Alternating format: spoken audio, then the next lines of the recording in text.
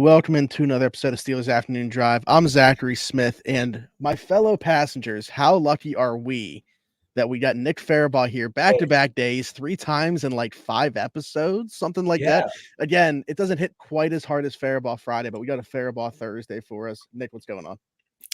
it's going well. I'm on my Mason Rudolph run here, taking over for Allen. So Was it's Allen performing as bad as Mitch Trubisky? I don't know. I don't know, but I am being called on in dire circumstances, and I am performing I would say to the so. best of my ability. Next man up mentality. We practice Mhm. that here on Steelers Now as well, because as you know, the standard is the standard, Mr. Smith.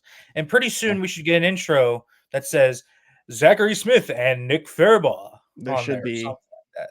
Yeah, I think we need a bunch of variations just in case there's a time where I'm not here and it's you and Alan, or like Derek could be on here at some time. We've seen that happen in the past. So, yeah, I think we need more than just Alan and I. But, anyways, Nick, as soon as we jumped off of the podcast yesterday, literally as soon as we jumped off of the podcast yesterday, news broke that the Steelers had met with Thomas Brown, who most recently was with the Carolina Panthers, served as their offensive coordinator, was also their interim coach when Frank Reich was let go there. Hard to get a gauge of what exactly he can do in that role, just because, there's a lot of varying reports as to how much say he actually had within that offense. But it's another Sean McVay guy that worked under McVay with the Rams. What do we make of this? Hard to know what to make of it other than McVay guy. I keep saying they're going to that tree, and I think they are. Just makes so much sense to me to go to the McVay tree. And he is one of the guys that has offensive coordinator experience, but not from a run. He's from a running back background. So it's a little different than Zach Mhm. Robinson, who was a quarterback. He's the pass game coordinator, a little different. When we're talking about guys that you would maybe pair with the pass game coordinator / QB's coach, I think he fits the bill pretty well there. For Thomas Brown, really odd candidate. Only 1 year of play calling experience, as you mentioned, just a terrible offense for the whole season.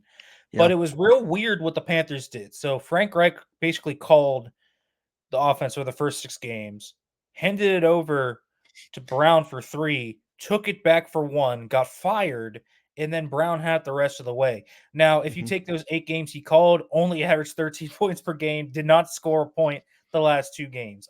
So not good when Thomas Brown was calling the plays either, but that personnel stunk. They have a bad O-line. They have a bad receiving core. They have bad running backs. They have bad tight ends.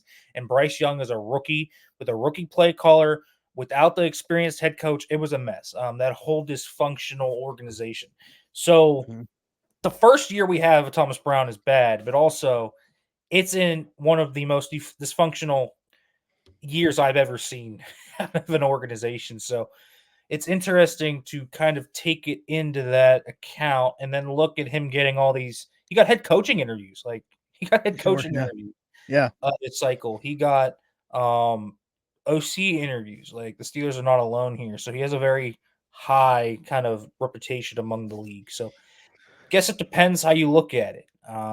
Definitely should be skepticism with him if he is hired. Sure. But also, I'm not going to bury the guy after 1 year in the most dysfunctional organization in probably the last 5 years. Yeah, I think he's a perfect candidate for what we talked about yesterday, where it's like maybe you're interviewing 2 OC candidates. He gets the job as OC, but you got to bring in somebody with a very strong pass background then to be the quarterback coach / pass game coordinator, whatever you want to do with that. Maybe that's where like a Pep Hamilton or somebody of that vein comes in, right? Like I think you got to feel like he's probably a prime candidate. If he is your OC, if he's the guy that you pick as the OC, man, you better pair him with somebody of that background. Yeah, I think that would be interesting. Pair him with Pep Hamilton or someone that is kind of coming up the McVay tree, maybe that isn't an OC yet, but has experience in that pass kind of elements. That's something that McVay does really well is kind of growing in house and Mhm. allowing You know those who I guys. thought of? Nick, I mentioned on Around the 412 the name. I don't know if you're familiar with the name Jake Peets, who works with the Rams. He's like a pass game specialist for them. Yeah. He's been around though. Like he's been like a decade-ish. He's been around the organization. Now, how long he's held that specific role, I'm actually not entirely sure, but he seems like a logical guy to eventually move up the ladder And I just wonder if maybe adding him in some capacity could be like, if you don't get Zach Robinson, maybe you look at that route for some type of promotion on this staff. Yeah, that could be something. I know there's a number of other guys on that staff, like Nick Caley, who got an interview in New England. Tight end background, secondary background, so not really quarterback background, so a little bit different, but he is one of those guys that has kind of come up the tree. Jake Peets is definitely makes a lot of sense just because he's been in the NFL for over a decade at this point. There's a Yeah. number of guys. If you look maybe at the 49ers staff, a guy like Brian Fleury, who is there, a tight ends coach, but has background working with quarterbacks and different skills there. I mean, there are a number of guys to me that make sense that could fit that role. So I would almost certainly look at Thomas Brown to try and accentuate the pass game if he were hired. Again, though, I don't think Thomas Brown would be my first choice. Just Mhm. really a lot questions I have with him for specifically this fit. One, the run game background, is that really where they want to go with this hire? Two, I think even more importantly, the 1 year he does have is pretty bad. He's going to have to answer for that in the interview. Assuming Mhm. he did when in that interview yesterday, answer for what happened there. He just feels like a guy to me that maybe should go to a team with an established offensive coach and then kind of go under there. He did that with Frank Reich, but I'm talking about a real stable environment. Go to Tennessee with Brian Callahan. Like that makes a lot of sense to me, where he could land there, learn a year under Callahan, go out, then call his own stuff. So maybe he just needs a year to kind of rehab that rep a little bit to me. But he's clearly held in very high regard. I mean, his reputation is clearly intact. Otherwise, he wouldn't be getting these interviews. But I think there's too much skepticism when this hire is such a huge thing for this organization. I'm not sure you can go in there with that type of question. I'd rather go in with the unknown guy with quarterback background like a Zach Robinson, I think, than a guy like Yeah. Thomas.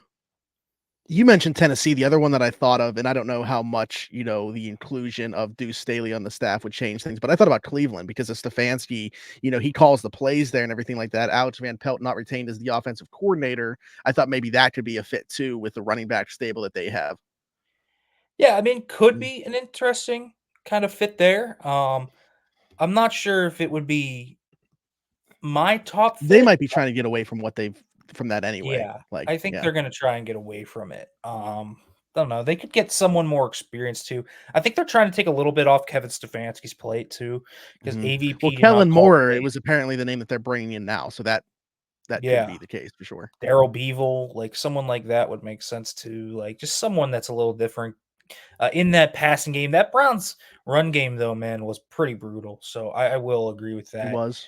Um, even without Chubb, like they had really no business being as bad as they were on the ground. And I understand they had injuries to tackle too, but Mhm. man, it was not a good run game at all this year. So they needed different views. But yeah, Thomas Brown, like in that environment under a Kevin Stefanski or someone like that, I do think that makes more sense than say going to Mike Tomlin and running the whole operation. I'm not sure I would have the confidence in him to do that when honestly he didn't even prove to do it last year enough.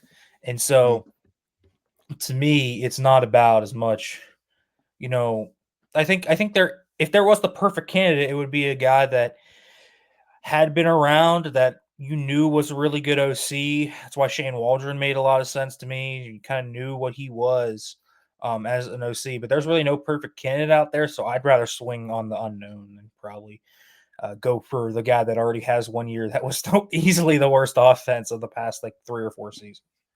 Yeah, I mean, that makes sense, and again, small sample size here and obviously not very good results, but is there anything that you can pull away from that to try to get some type of idea of what he wants to do, like what he wants the identity of a team to be and what the offense could look like should he end up being the offensive coordinator for this team? Well, I still think it's that McVay tree. I think they really like that McVay Shanahan scheme. I think that's where they're going with this. That's been my prediction from the start. They just have added so much from those schemes schematically that I think that's where they're going to go. Now, Brown's interesting because he does not check the quarterback's box. Kingsbury and Robinson did check the quarterback's box. How much of a wide net are they going to cast with this? I think that's the Yeah. question. Are they going to interview Pep Hamilton, and are they going to interview those guys? And are they going to interview more guys like Brown? Is Anthony Lynn going to get an interview? Are they going to interview Greg Roman, like guys that are known for like run game coordinating? I think that's something to look at. But like you look at what I think they want, and it's a McVay tree guy that has a quarterback background. Like that's kind of what I figure. It keeps run game continuity, but it also helps the quarterbacks a ton. Another guy I could kind of see being an interesting name, and I'll just throw it out there because he's gotten a few interviews, is like David Shaw, maybe a guy that had been a Wow. long-time Yeah. head coach at Stanford, had been with the Ravens for a while, seems to be creeping up now into head coaching and offensive coordinator interviews, which is interesting to me, just something to note. But I do think that the McVay tree, the Shanahan tree, somewhere like that. So that when I say McVay Shanahan tree, I'm also talking McDaniel, Kevin O'Connell. I'll even expand it to Stefanski because while Stefanski isn't a Shanahan McVay offshoot, he is a Kubiak offshoot, and Kubiak and Mike Shanahan were very, very similar schematically with their philosophies. Yeah. Good stuff. I want to switch this to the defensive side now because they aren't looking for a defensive coordinator. Teryl Austin given a new 2-year contract, and a lot of mixed opinions on this, Nick, from Steelers fans. But I mean, you look at the overall body of work. You got to think that he's earned this. 6 in points. Obviously, last year you look at all the injuries that the team had. Across the board, especially within the back 2 levels of the defense. Didn't have Cam Hayward for as long as he did. Minka Fitzpatrick, obviously, didn't have TJ Watt in the playoff game. A lot of different things happened to this defense, but obviously still the strength of the team. Where are you at with this? I'm cool with it. I didn't understand the visceral reaction. I understand that he's not a perfect defensive coordinator. They don't have elite blitzes up front, but I like what he does on the back end with his disguises, and he got a lot more out of less. I think that's when you lose 5 safeties and 3 linebackers, like you have to play bend don't break defense. You're not going to have a dominant, you know, Sure. 3 and out type of defense. Like it's just probably not going to happen. So I'm cool with it, mainly because I think TA is kind of exactly the type of guy that they need right now to stabilize that when they have a bad secondary like they did last year, you need guys that have experience in the secondary mitigating weaknesses, and I thought he did that pretty well. He kind of was forced, in my opinion, to use Minka Fitzpatrick in a bad. Yeah, Nick, to me, like it was never about my issue was never really with Teryl Austin this past season. I think the biggest issue was made before the season when they didn't replace Brian Flores' role from the 2022 season. Like I think that TA does a lot of great stuff on the back end. He does a lot of good stuff on defense, but I think that you need to add to what he does with somebody that comes from like a blitz heavy, very like a diverse blitz background, like a Brian Flores did, and they didn't replace his role on the defense last year. Yeah, I think you need someone that can add the blitz elements, utilize TJ Watt and Alex Highsmith in different ways to get them free. They have good blitzing linebackers too. Like Atlanta Roberts is a pretty good blitzer. So I just feel like there's a lot of really good things. Now they didn't have a slot that I feel like was a great blitzer outside of Minka, and they did use Minka there enough. But I mean, when you had Shannon Sullivan and Patrick Peterson in there, I don't think you really had a ton of confidence in them to do it. And so I understand some of the kind of hesitation to do it, but they need to get better up front. You could see their blitz schemes last year were like eons better than what they were this year. So I really want to see that improve. But I thought TA did a fine job with what he was given, with the personnel constraints he was given, 6th in scoring defense. They actually jumped up in DVOA this year too. If you're up to that, they were 12th last year. They're 6th this year. So they were better this year by a pretty good margin. Give them a better secondary. Give them a secondary with legitimate speed, and I think there's some really good things that they can do with this defense. And again, he had a lot of limitations this year within that defense, and they never really cracked and fully fell apart. So I think that's always a good sign of things when you are a guy that is kind of dealing with those linebacker issues, safeties, all of that. I also think, whether the fans want to say that this should be the case or not, I don't think that they wanted to add to their plate this offseason and have to do a defensive coordinator search along with doing the offensive coordinator one. So, like, TA has done nothing poorly enough, obviously. Like, you could even say he's done a good job given the circumstances to require moving on. And certainly you don't want to create more issues for yourself going into the offseason than what you have. So, this will line it up where now you don't have a defensive coordinator search the same time as an offensive coordinator one, and you revisit the defense in 2 years and see where it's at. Yeah, I think that's part of it too. Listen, like Teryl Austin's not an elite defensive coordinator. I think we can agree with that. He Mhm. doesn't have the whole package, if you will. He is not a Mike McDonald, for example, who is just a wizard at this thing. But Yeah. he is a solid DC. And also, I will just say this: fans tend to hate their coordinators. Like everyone tends to hate it. Like there's Mhm. 64 coordinators on offense and defense. I'd bet about 58 of them are hated. Like that is usually true, and the other six usually become head coaches. So that's kind of where we're at. And TA has his limitations, but I think I don't think they need to move on from TA. I think that was a bit of an overreaction. Personally, I think they just need someone to help them out with this front seven stuff because we talked about this a little bit, how stacked they are in the back in kind of secondary control, right? Mhm. Like Teryl Austin, Mike Tomlin, Grady Brown, Gerald Alexander. They had four voices working in on defense in the secondary. And they only had Jared like, Alexander just got moved up. yeah, I mean, listen, they only had three on the front seven, and two of them were Denzel Martin and Aaron Curry, who are really young, and Carl Dunbar, who's a really good defensive line coach, but not really a scheme guy. So they need someone in Mhm. there like a Flores to come in, help them out on the front seven, give them a different type of view, and kind of help them in that area to me to really really get this thing from say bend don't break to truly just straight out dominant because they're not far away. I don't think they're far away from that. Yeah, I thought it was really interesting. And you quoted this on X was from Stephen Patton Analytics, that defensive play caller rankings, where it's kind of like taking into its coverage and market efficiency with team constraints. So you obviously take in consideration a lot of things that we just talked about, the personnel bit. These minutes out of Schwartz on this is TA. Pretty crazy to look at. It is pretty crazy to look at, but it makes sense when you think about it because of the turnovers they created, the havoc plays they Mhm. cause up front. That's TJ Watt, Alex Highsmith, and those great players, but the havoc they can create up front. But I'm telling you right now, like they have the talent up front. If they could add maybe just one more guy, like they have the talent to be a nasty front. And if they can add, if we, as we talked about yesterday, let's say they add L'Jarius Sneed to this secondary, like this could be a top three defense next year. Like there's no doubt in my mind that this can be a top Yeah. three defense. And people always like talk about how offense wins championships now, and it does, but top four defenses in EPA per play this year, three out of the four of them are in their championship games. It matters. Mm.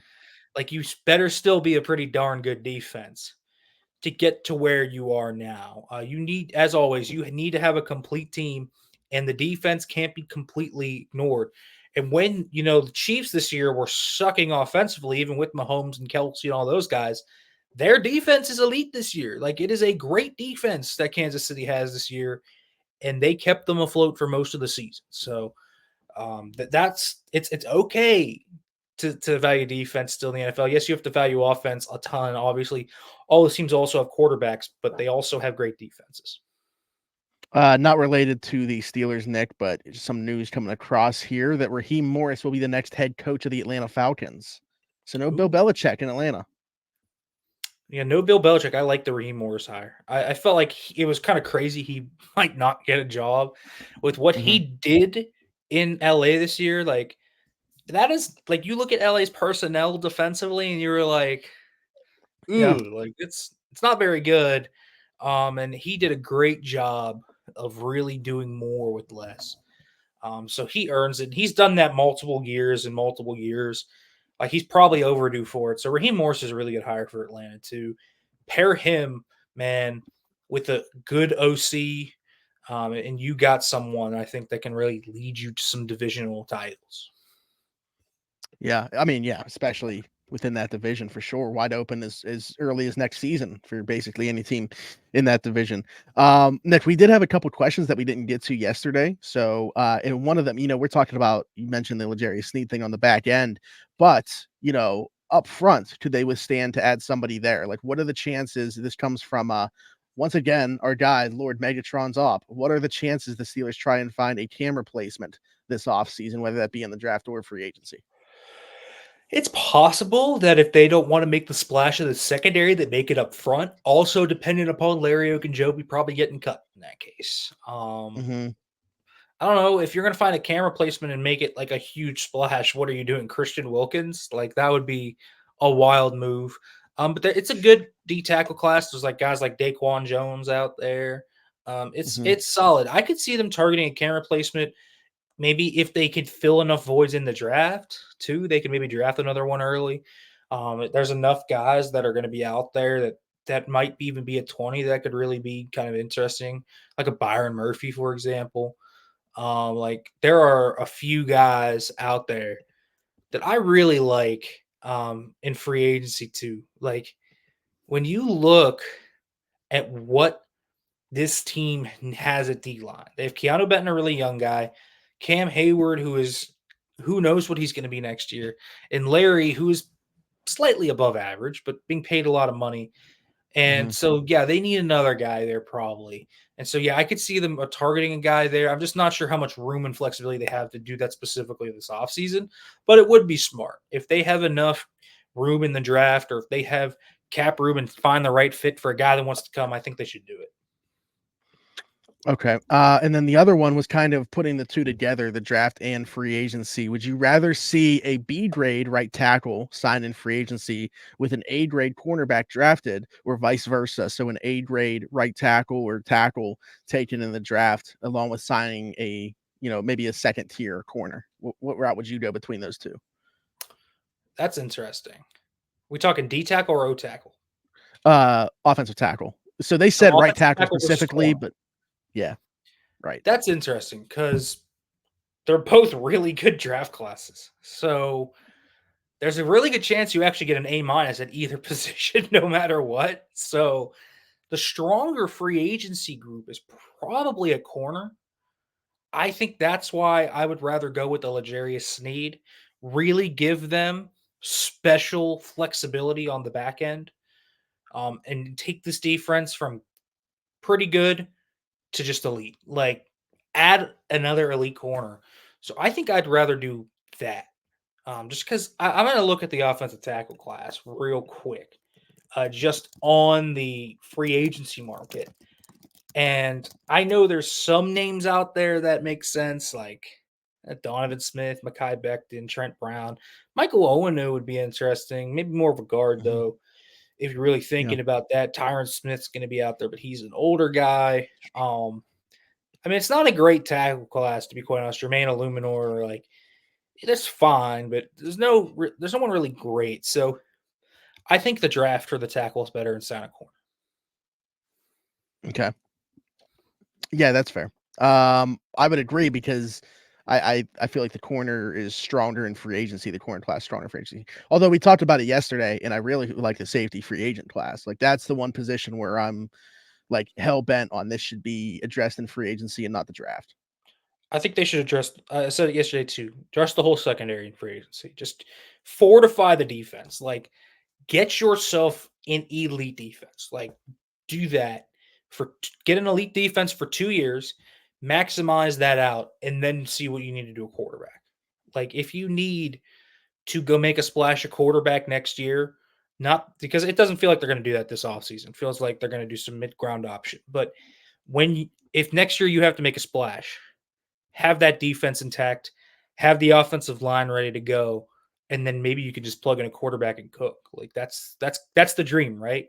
If Kenny Pickett isn't Mhm. it, for sure, if they see themselves that he is not it, if they don't like their options and they're going to go out and get a big fish name, you need to make sure you have the pieces, in my opinion, because TJ Watt by then will be 31 years old.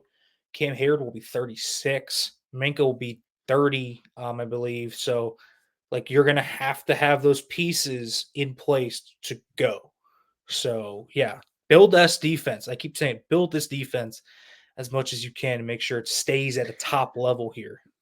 I had people, so I put out a thing about L'Jarius Sneed because, like, they do those contract projections too. Which, by the way, Brad Spielberger, PFF, pretty close to on the money with these. A lot of the times with these contract projections, had 3 for 52, 30 million fully guaranteed for L'Jarius Sneed, and I was like, yeah, like sign me up for this. Opposite of Joey Porter Jr. I had a lot of people responding to me saying that they're putting too many resources into the defense already. Don't continue to pay it. It's already such a highly paid defense. They need to start investing in the offense.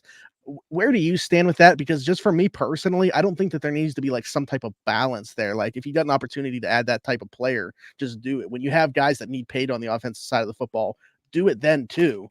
But like, don't limit yourself to only paying guys on offense when there's elite players like this available for the defense.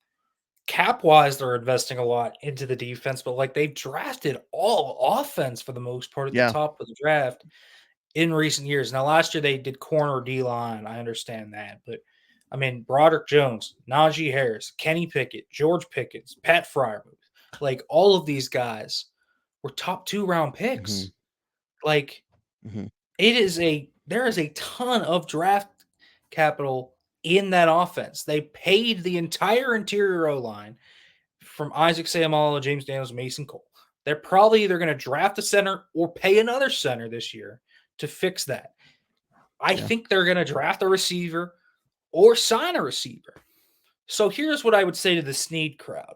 If you're not going to sign L'Jarius Sneed, I understand the argument, but like, what's the alternative? Are you making a run at Michael Pittman? Like, is that what the idea is? Are you getting another top receiver? There's really not an elite tackle out there. Unless you want to go try Tyron Smith, like, but Trent Brown, Michael Onwenu, like, not a great class at free agent tackle. So if I could understand that argument, if there was like an elite tackle that would be available, I could understand saying, go get that guy. But I don't feel like there is. So they're going to have enough cap space. I know they're 15 million over right now, somewhere around there. But they are going to have enough room once they clear out, restructure, et cetera, to make some significant moves. So I'm trying to make this team the best possible team it can be. Now, if an elite receiver becomes available, if a top tackle is on the trade market, go for it. I would be signing a big-time quarterback this offseason if it were me, but they're not going to do that, right? But I don't think that they aren't investing in the offense. They just invest in the offense through the draft a ton right now while they are building up the defense. And so adding Sneed isn't going to be a huge issue to me because Cam's contract's going to come off the books eventually too. And so it is not a bad idea, especially at corner where they just have drafted so poorly throughout their history. I know Joey's the most like recent hit, but Maybe he can buck the trend. Yeah. Like they have drafted so poorly there.